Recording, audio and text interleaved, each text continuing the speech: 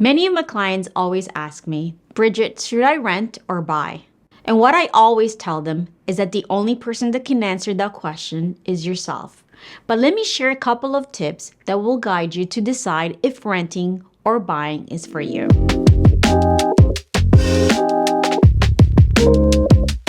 The advantages of renting, which I started as a tenant renting at the beginning, which many of us actually start renting before buying our home. I rented my house for about 10 years before buying. And when I was a tenant, it allowed me to assess my situation. It allowed me to see if renting was for me or buying. Because at the beginning, we have no goals or we have no ambition into buying a home, but we do want to own something at the end. But we have to ask ourselves if renting is right for us or buying is right for us. So while we renting, it allows us to actually assess our situation. What is it that we really want to do? Because this is a big purchase. I mean, we're buying a house that's close to $1 million. So before we make that big purchase, I think we need to ask ourselves if buying a house is right for us.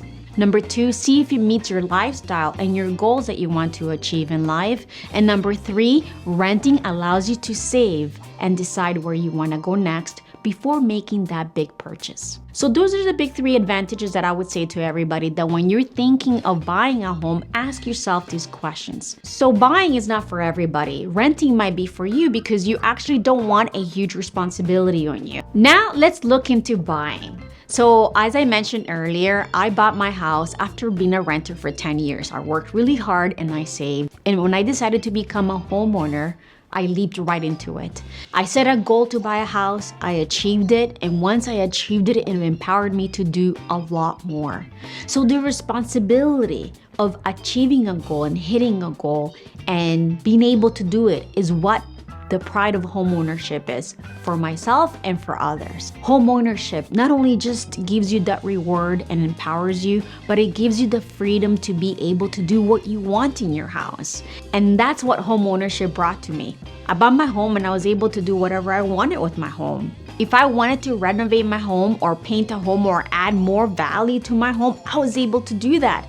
Because I was in charge, I was in control, I was the homeowner, and that's what homeownership brings to you. So I would say the number 2, the advantage of owning a home is that you're actually saving and you're putting money towards your future. It allows you to save your money, it allows you to make your money grow because your home is an asset.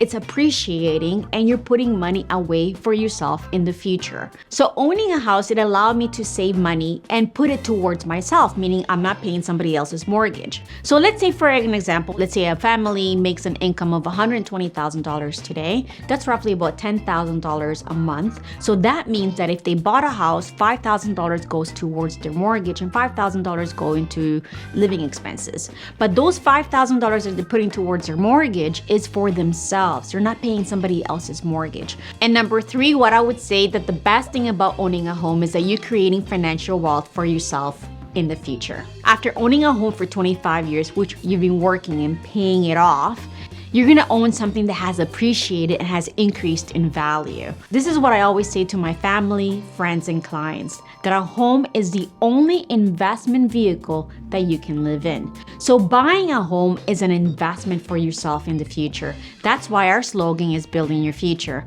When you own your home, you're creating wealth for yourself for today and tomorrow. So to recap, what are the advantages of being a homeowner? Number 1 is that you have the pride of home ownership. Something that you wanted to achieve for a long time, you achieved it, and now that you achieved it, you're a proud homeowner. Number 2, it allows you to save and put money towards yourself instead of putting it for somebody else. And number 3 is that you're creating an investment vehicle for yourself for today and tomorrow. Now, let me share with you one little tip about if you should be renting or buying, and that is the 5% rule. What is the 5% rule? Well, the 5% rule is to find out if it's better to rent or buy. How do we do that? Well, let's say you're living in Toronto, and right now you're paying rent about $2,500 a month.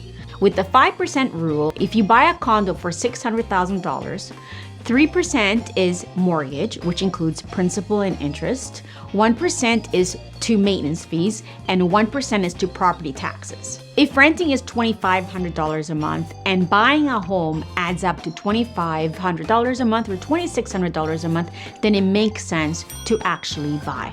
But if buying a home is around $3,500 a month and renting is $2,500 a month, then it makes sense to rent. That's how you calculate the 5% rule quickly if you should be renting or buying. Or you should visit our website and use one of our calculators, renting versus buying, to see if renting or buying makes sense for you today. If you still have questions or need more guidance in deciding to see if buying or renting is right for you, remember our Platinum agents are here to guide you. Plus, you can also visit our website, which is full of wealth of information from articles, calculators, and videos to help you. Plus, remember, buying a house is not just only buying a house, but building your future.